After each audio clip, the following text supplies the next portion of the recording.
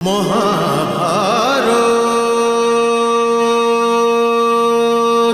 তো এটা বুঝতে পারছি না, এই যুদ্ধে বিজয় শ্রেষ্ঠ নাকি পরাজয়। ধৃতরাষ্ট্র পুত্র শত্রুর মতো আমার সামনে দাঁড়িয়ে রয়েছে। আমি জানি যে ওকে বধ করা ব্যতীত বেঁচে থাকা সম্ভব নয়, কিন্তু হে কেশব, ওকে বধ করার পরও বাঁচা সহজ হবে না। ওকে আবার ভাই নয় কেশব, বলুন কেশব। অবশ্যই। ব্যাস এইটাই আপনার বলবার ছিল? তুমি তো কেবল এটাই জিজ্ঞাসা করেছো পার্থ। কিন্তু এই যুদ্ধ সম্বন্ধ আর সম্পর্ক স্থাপনা কিংবা চেনবার জন্য নয় কুন্তিপুত্র। নিজের কর্তব্যকে চেনো আর তবেই সিদ্ধান্ত নাও, কারণ সিদ্ধান্ত তোমাকেই তো নিতে হবে। যদি তুমি এটা চাও যে সিদ্ধান্ত আমি নিই আর তুমি এই যুদ্ধের দায়িত্ব থেকে বেঁচে যাও, তবে সেটা হবে না পার্থ, সেটা কখনোই হবে না। কারণ এই যুদ্ধটা হচ্ছে তোমার, আর এই যুদ্ধের পরিণামটাও তোমারই হবে। আমি কর্তব্যের পথ ঠিক করে দেখতে পাচ্ছি না কেশব। এই জন্যেই হে বাসুদেব, আপনি আমার আত্মারও সারথি হয়ে যান। আমি জানি ধর্ম আর অধর্মের মাঝখানে দাঁড়িয়ে রয়েছি, কিন্তু এই সিদ্ধান্ত নিতে পারছি না যে ধর্ম কার পক্ষে আছে আর অধর্ম কার পক্ষে। আমাকে পথ দর্শন করান কেশব। ইন্দ্রিয়কে শুকিয়ে দেওয়া শোকের থেকে বাঁচবার পথ দেখান আমাকে। আমার এই মানসিক অবস্থার মধ্যে আমি তো যুদ্ধ করতে পারবো না গোবিন্দ।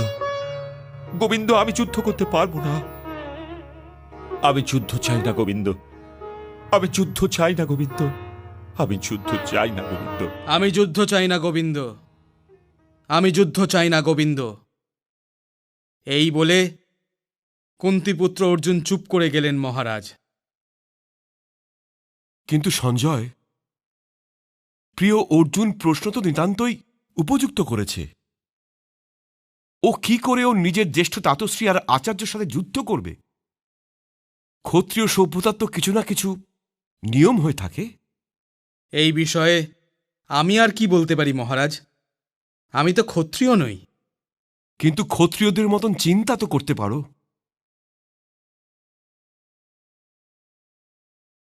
হে সঞ্জয়, আমার তো প্রিয় অর্জুনের কথার থেকে এমন মনে হচ্ছে যে ও এখন ইন্দ্রপ্রস্থ আর চাইবে না।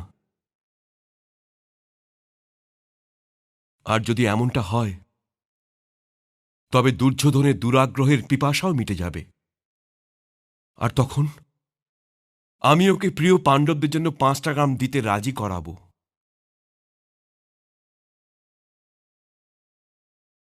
যুদ্ধ তো ধরে নাও এখন হবেই না,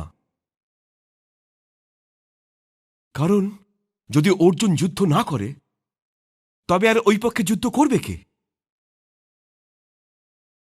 ও তো এখন গান্ডীব আর ওঠাবেই না সঞ্জয়, কারণ যতক্ষণ ও নিজের প্রশ্নের উত্তর না পেয়ে যাবে, ততক্ষণ ও যুদ্ধের জন্য প্রস্তুত হবে না। আর ওর প্রশ্নের উত্তর তো স্বয়ং দেবকীনন্দনের কাছেও থাকতে পারে না। হে সঞ্জয়,